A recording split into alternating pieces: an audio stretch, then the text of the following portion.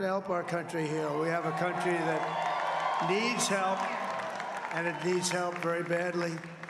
We're going to fix our borders. We're going to fix everything about our country. And we made history for a reason tonight, and the reason is going to be just that. Of course, that was last night. President-elect Donald Trump in his victory speech, becoming the second president in history to serve 2 non-consecutive terms. Of course, now that he's set to return to the White House, there's a renewed focus on his many ongoing legal cases. Justice Department officials have been evaluating how to wind down the 2 federal criminal cases against Trump before he takes office. 2 sources telling NBC News the move is to comply with the long-standing policy that a sitting president can't be prosecuted. Also, remember, Trump is facing a sentence for a state conviction in New York. So what happens with all these legal cases? That's why we need a legal mind. Yes. We bring in our 9 News legal analyst, Whitney Traylor, to explain this. Start with that New York case. There's a hearing coming up regarding a dismissal. Will that happen? Yeah, so there is a hearing. Yes, that will happen, and it's scheduled for November 12th. And this was on the case where there were the 34 felony counts on the state charges. And so this was now the next phase of that case was sentencing, but the judge decided to wait on sentencing until the election to not interfere with the election or have any influence on the impact. So now on November 12th, the judge is going to decide whether or not, because of the Supreme Court's immunity ruling, whether or not the case should go forward anyway. So there are the 34 felony convictions happened, then the opinion came from the court. Now this will be evaluated in light of that opinion. Correct. Once the judge makes that decision, is that likely to be appealed one way or the other, or is that likely to be the end of the end?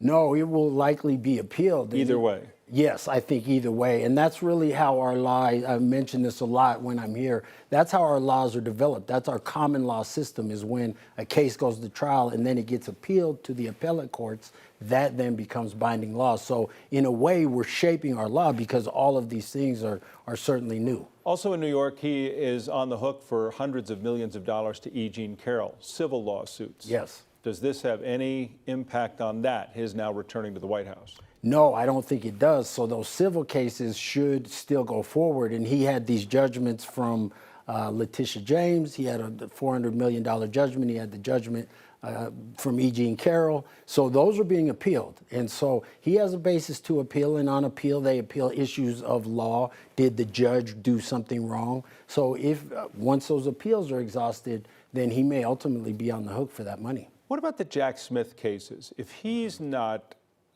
able to be pursued or prosecuted by the Federal Department of Justice, et cetera, what about the other people who were wound up in those cases? Or are those cases simply going to slide into the dustbin? Well, they may slide into the dust because Jack Smith may be fired.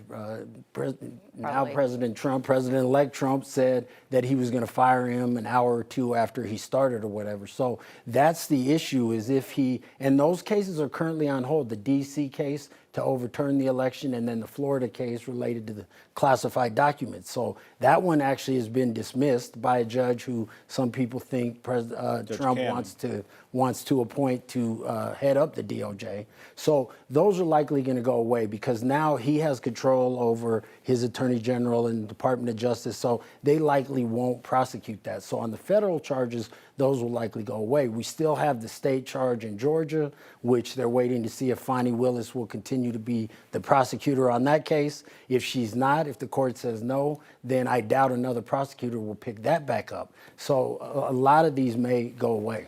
And all along, I mean, there's so much more to discuss and follow up because we'll be hearing about this down the road. And his critics say his attorney successfully did delay a lot of these things, and that's why so many things have been kicked down the road. But no matter what, there's always appeals. There's always going to be appeals, and it's interesting because I remember when all of these cases started to add up, and I remember thinking to myself, man, this guy is going through it. This must be super stressful. And I didn't see a way out. And his lawyers, I've litigated against lawyers like this that throw everything at you. And I think it's a waste of money, and there's a lot of unmeritorious claims. But in this case, it was very strategic to wait to see if he can win the election. The federal cases then go away. And now it's also a constitutional issue under the Supremacy Clause of whether these state judges or state prosecutors can go after a sitting president. So So We could do this for hours. yeah, Yeah, can't it's a right lot. now, Okay. But we it's a could do lot. this for hours. they're always telling me to rap. I got it.